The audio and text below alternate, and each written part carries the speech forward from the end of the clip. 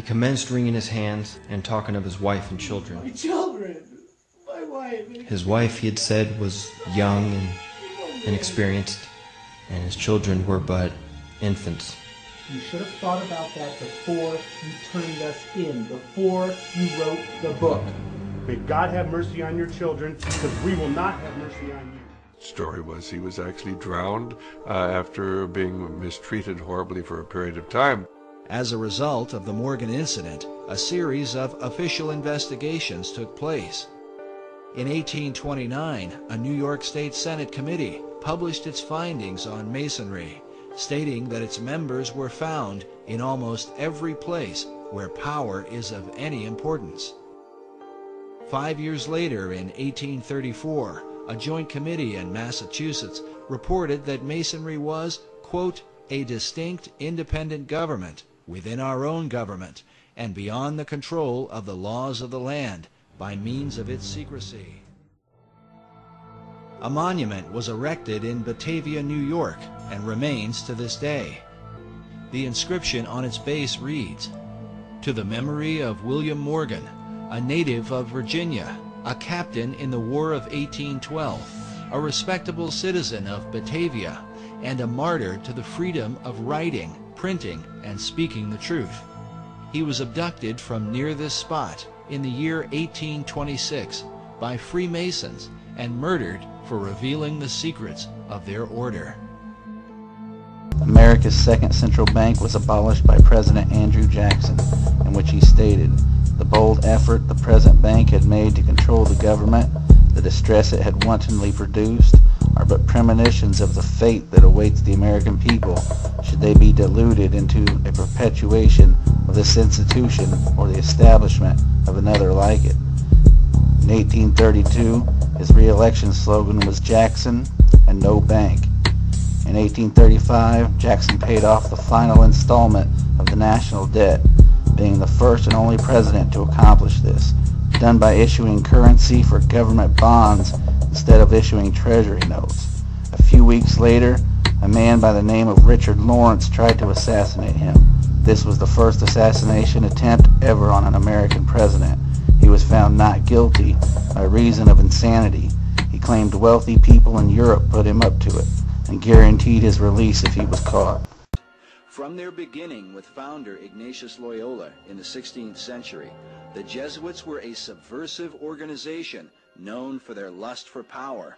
So nefarious were they that the Marquis de Lafayette in 1799 said of them, "It is my opinion that if the liberties of this country, the United States of America, are destroyed, it will be by the subtlety of the Roman Catholic Jesuit priests, for they are the most crafty, dangerous enemies to civil and religious liberty.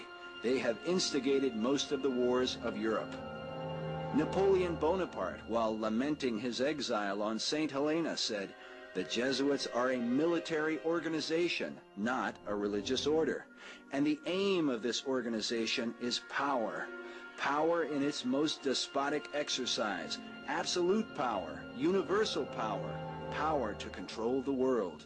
Their entire system was set up like a game of chess. They moved a religion into one space and a secret society into another. They created a battle over there and saved the people with their monetary system over here.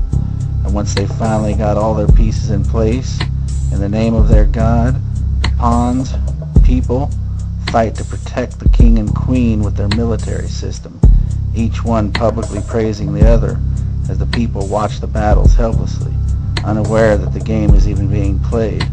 The most commonly found Bible today is the King James Version, written by the 33rd degree Mason, King James.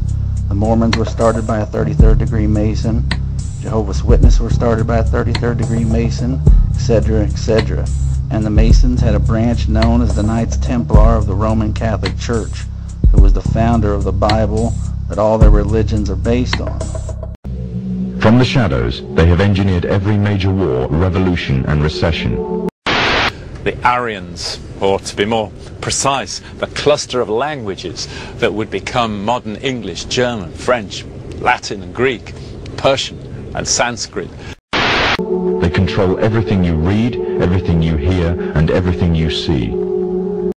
The Knights Templar later became the Knights of Malta, and they set up what people now refer to as the CIA, the father of which was General William Joseph Donovan, and the so-called mother was James Jesus Angleton.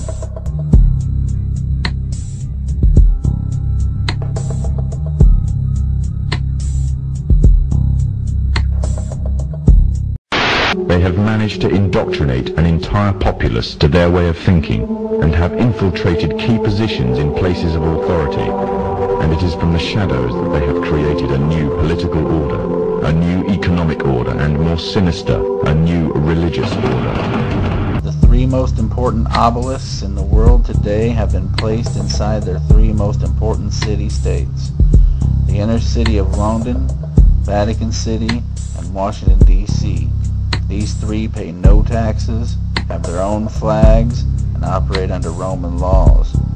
The obelisk known as Cleopatra's Needle was transported from Egypt and placed in the inner city of London, the headquarters of the worldwide English Freemasons.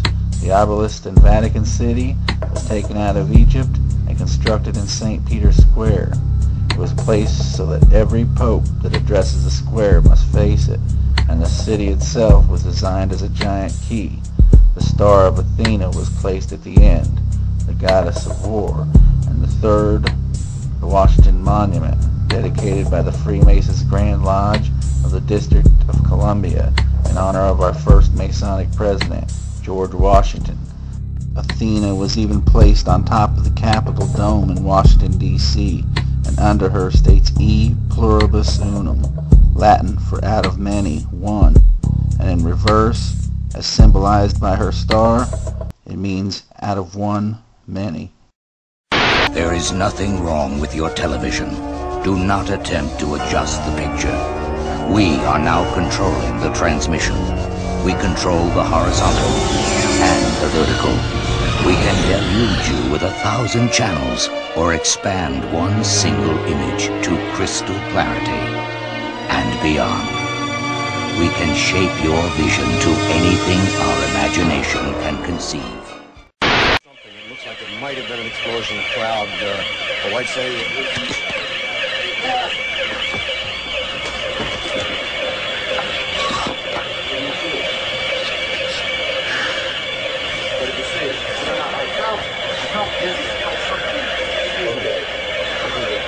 You take it. Okay. My apologies for that. He's putting on the gas mask. There hasn't been any gas dropped here, but we could tell. You smell anything? No. You may smell some of the fumes from a missile exhaust going off. The missile was used, a rocket, a cordite, some sort of burning. We just heard a little thump just then. But I have to apologize for that. I caught a whiff of something and felt momentarily dizzy. You're more experienced military affairs than I am, but it might have been a little gas from the rocket exhaust. Well, it wasn't anything. A lot of people have their respirators on just in case. Again, one thing we have to point out, just so people won't fake. Je suis un journaliste américain. This is a Scud. You can tell it by its distinctive label. Now, when the missile is launched, the first thing you look for is the plume sticking out behind it. Now, when you detect this, you can tell it's been launched. Thank you.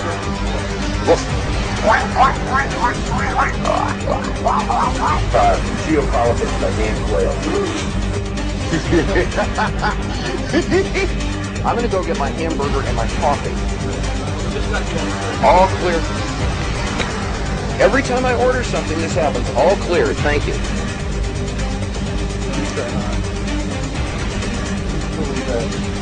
Oh, I love this country so much. So much. So much. So much. We are at the end of the age of the fish. And by knowing when the flood was going to occur, the ancestors of the people who are in charge of our lives today were able to prepare for survival. Today, most people refer to one of the most ancient ancestors of this bloodline as God. Since the ending of the age of the bull, they have controlled almost everything your ancestors were allowed to know and think. This concept of controlling your thoughts through the mainstream media is nothing new. That is why the horns of the bull is their hand sign. It has nothing to do with their make-believe Satan. The sign people think of as the horns of Satan is thousands of years old. It is the sign of Enlil, Zeus, the god of the Bible. The descendants of Zeus and their insider followers have used this symbol ever since they survived the Great Flood in the age of the bull, and it is more than just the representation of the horns of an animal.